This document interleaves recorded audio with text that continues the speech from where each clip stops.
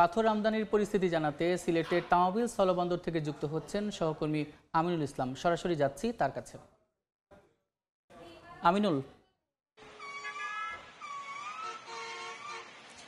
সরকার পতনের সেই আন্দোলন থেকে শুরু করে গেল এক বছরে সিলেট অঞ্চলের এই পাথর কোয়ারি এবং বালুমহাল যেগুলো রয়েছে সেগুলোতে উত্তেজনা বিরাজ করছিল এবং পাশাপাশি কিন্তু এই উত্তেজনা ছিল এখানকার যেসব স্থলবন্দর রয়েছে, বিশেষ করে তামাবিল স্থলবন্দর। আপনারা জানেন যে সিলেট অঞ্চলের এই তামাবিল স্থলবন্দর হয়ে বিপুল পরিমাণ পাথর কিন্তু আমরা ভারতের অভ্যন্তরে যেসব ব্যবসায়ীরা রয়েছেন তাদের কাছ থেকে আমাদের ব্যবসায়ীরা ক্রয় করে থাকেন এবং এই পাথর আমদানিতেও ব্যাপক উত্তেজনা আমরা দেখেছি। এখানকার যেসব কমিটি ছিল, পূর্বের যেসব সমিতিগুলো ছিল সেগুলোতে ভাঙন আমরা দেখেছি। নতুন করে কমিটি গঠন হয়েছে।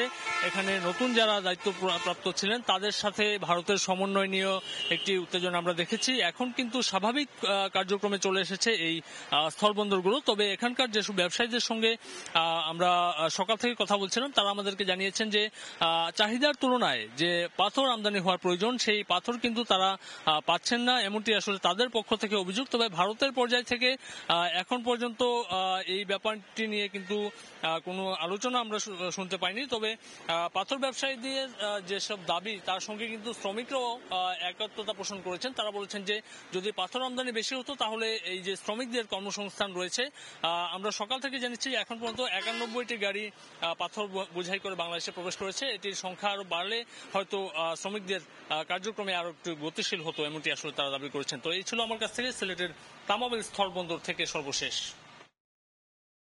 সিলেটের তামাবিল স্থলবন্দর থেকে যুক্ত ছিলেন সহকর্মী আমিনুল ইসলাম।